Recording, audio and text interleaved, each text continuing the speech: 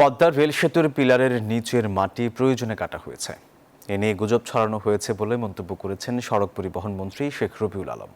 সকালে নারায়ণগঞ্জের ফতুল্লায় পদ্মা সেতুর রেল সংযোগ প্রকল্পের আওতায় অস্থায়ী মাটির রাস্তা অপসারণ কার্যক্রম পরিদর্শন শেষে এই কথা বলেন তিনি। আরও বলেন, ভায়াডাক্ট নির্মাণ কাজের মালামাল আনা নেওয়ার সুবিধার্থে জলাধার অস্থায়ীভাবে ভরাট করতেই মাটি কাটা হয়েছে। 16.76 কিলোমিটারের মধ্যে ইতিমধ্যে 14.41 কিলোমিটার কিন্তু অপসারণ করা হয়ে গিয়েছে। 2.34 কিলোমিটারের মতো বাকি। তখনই এই ধরনের একটা নিউজ হয়েছে।